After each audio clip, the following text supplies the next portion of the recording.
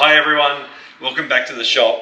First, a bit of an apology. I'm sorry it's been a little bit of time between posts, but we've been super busy in our lives. I've been really busy with my work, and my son's also been really busy with a whole bunch of sporting commitments.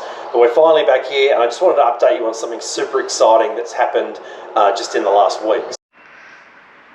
So if you watched one of our recent films, we were talking about the instrument panel and all of the effort that we've gone into to make that look as good as we possibly can. This here is the rather primitive instrument bezel that I included in that last video. It's just actually a piece of wood in a circle to actually replicate a bezel. It doesn't really look anything like the real thing, and it really wasn't going to be good enough for what we're trying to achieve with this build. So for those of you who don't follow me on RC Scale Builder, a very, very kind gentleman on there who's a much, much better builder than me offered to actually turn me some brass bezels out of brass and aluminium, and was kind enough to make those for me, and he actually has mailed those to me, and we received those in the last week. So I'll take you over and show you what they look like.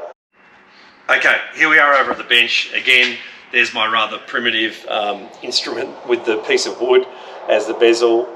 You know, a bit naive, but I just thought I'd try to see what it was like, but obviously not anywhere near the standard that we want. But I mean, have a look at this. This is a beautiful brass bezel that's been turned, you know, specifically for me, for this particular build.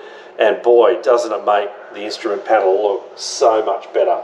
We'll include some still photos in a second so you can see it more clearly, but I'm just giving you a bit of an introduction. And look at this. This is actually the tachometer. So it's got the brass bezel, it's got the gauge with all of the marks that you can see, and it's actually made out of aluminium back here as well, and it's actually got the little wire that will connect onto it as well, which is in the bag here. Just looks absolutely sensational. He also made some beautiful little brass handles that you can see here. They'll actually go particularly on the placards where the pilot would have adjusted various things. And then while I was at it, I actually went online.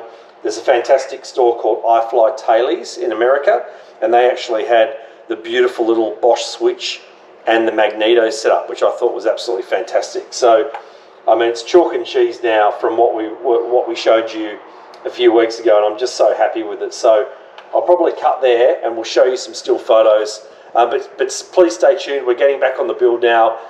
We're trying to mount the wings and do the final assembly, so stick with us and we'll come back with more updates soon.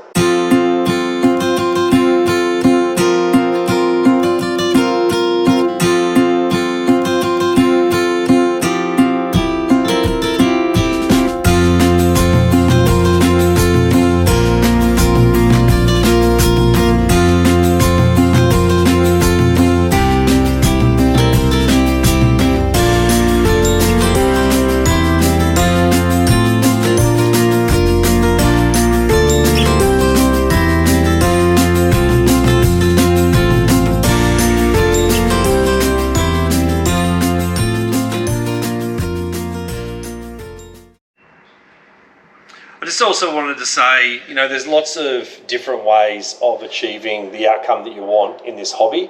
I mean, I really respect the more experienced guys who can make everything by hand themselves, just using the most basic materials.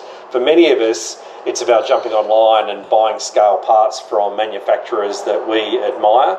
But you know what? There's a third way, and that's actually befriending people online, getting them excited about the build that you're currently completing, and maybe they might offer to actually spend some of their own time to make you some really fantastic little scale details that are really just going to elevate your build to the next level. So, you know, always learning in this model. I just think it's something worth mentioning.